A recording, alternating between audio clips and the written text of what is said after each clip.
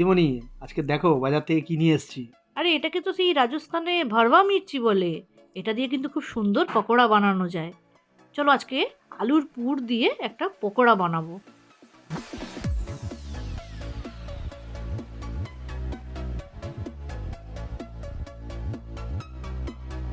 হ্যাঁ, এই লঙ্কাগুলো ঝাল কেমন হয়? লঙ্কাগুলো ঝাল ভালোই রয়েছে, কিন্তু আমি দানাগুলো বের করে নেব। দানাগুলো দেব না, কারণ দানাগুলো যদি দিয়ে দিই না তাহলে আর খাওয়া যাবে না, প্রচণ্ড ঝাল হয়ে যাবে। আচ্ছা। তো আমি দেখো কিভাবে করছি। ছুরি দিয়ে লঙ্কাগুলো আগে ভালো করে কেটে নিচ্ছি। কেটে নিয়ে একটা চামচ দিয়ে এইভাবে দানাগুলোকে বের করে নেব। তবে এই লঙ্কার মাথাটা কিন্তু ভেঙে গেছে। এই পকোড়া বানানোর সময় লঙ্কার এই মাথাটা কিন্তু রেখে দিতে হবে, যাতে বেসনে যখন ডুবিয়ে তেলে ছাড়বো তাতে অসুবিধা না হয়। তো লঙ্কা দানাগুলো রেখে দিচ্ছি। এগুলো কিন্তু ফেলবো না, দানাগুলো গাছ লাগাবো, মাটিতে ফেলে দেবো, গাছ হবে। দেখো সবগুলো কিন্তু কেটে নিয়েছি, একটাও কিন্তু দানা নেই, খেতে অসুবিধা হবে না। এবারে একটা ব্যাটার বানাবো। তো কী কী নিচ্ছি দেখো। বেসন নিলাম, 4 চামচের মতো বেসন নিয়েছি। তার মধ্যে 1 চামচ চালের গুঁড়ো দিলাম একটু ক্রিস্পি হওয়ার জন্য। নুন দিলাম, হলুদ গুঁড়ো দিলাম অল্প একটু, লঙ্কার গুঁড়ো দিলাম, আর দিলাম কালো জিরে। এবারে অল্প অল্প করে জল দিয়ে একটা ব্যাটার তৈরি করে নেব। ব্যাটারটা এমনই হবে যাতে লঙ্কার গায়ে ব্যাটারটা লেগে থাকে। একদম পাতলা করলেও ভালো লাগবে না, আর খুব মোটা করলেও কিন্তু লঙ্কাগুলো সেদ্ধ হবে না। তো মোটামুটি একটা ব্যাটার তৈরি করে নিচ্ছি। দেখো এই রকম থিকনেসের কিন্তু হবে, তবে এটা রাখলে আর একটু পাতলা হয়ে যাবে।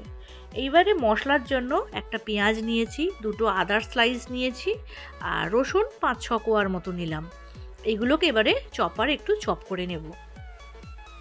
তো এইটা আসার পর কিন্তু ছুরি কাঁচির কাজ একটু কমে গেছে, তাই নাকি? অনেকটাই কমে গেছে।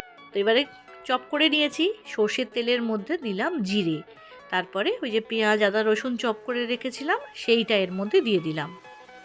সত্যি ওই মেশিনটা আসার পর কিন্তু তোমার কাজ একটু কমে গেছে। দেখো এবারে কিন্তু সেদ্ধ করা আলু এখানে গ্রেট করে দিয়ে দিচ্ছি পুরের মধ্যে। আলুর পুর দিয়ে কিন্তু ওই লঙ্কাগুলোকে পকোড়া বানাবো, খেতে কিন্তু ভীষণ ভালো হবে, দেখবে কেমন লাগে। তো আলুটা দিয়ে দিলাম। আমি একটা গোটা আলু সেদ্ধ করে রেখেছিলাম, সেটাই গ্রেট করে দিলাম। গ্রেট করে দিলে একটু মসৃণ হয়, খেতে ভালো লাগে। তো এর মধ্যেও একটু নুন, হলুদ গুঁড়ো, একটু লঙ্কার গুঁড়ো দিয়ে দেব, একটু ধনের গুঁড়ো, জিরের গুঁড়ো, যেগুলো ঘরোয়া মশলা সবসময় আমাদের বাড়িতে থাকে, সে সমস্ত কিছু দিয়ে আলুর পুরটা সুন্দর করে তৈরি করে নেব।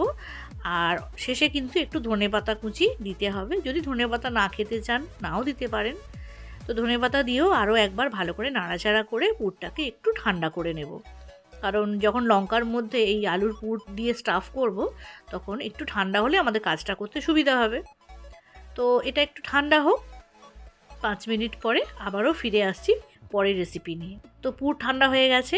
এবারে লঙ্কার তো পেট চিড়ে রেখেছি, তো সেই কাটা অংশের মধ্যে আলুর পুরটাকে চেপে চেপে ভালো করে ঢুকিয়ে দিতে হবে। তো দেখো আমি কিভাবে করছি, এই রকমভাবেই কিন্তু প্রত্যেকটা লঙ্কার মধ্যে এই আলুর পুরটা ভালো করে লাগিয়ে দেব। এরপরে কি বেসনে ডোবাবে? এরপরে বেসনের ব্যাটারে এটাকে ডোবাতে হবে। আচ্ছা। তো এরকমভাবে সব কটা আমি তৈরি করে নিয়েছি। দেখো দেখতে কিন্তু খুব সুন্দর লাগছে, আর আশা করি খেতে নিশ্চয়ই ভালো হবে। আলুর যে পুরটা সেটাও বেশ মশলা দিয়ে বানানো হয়েছিল।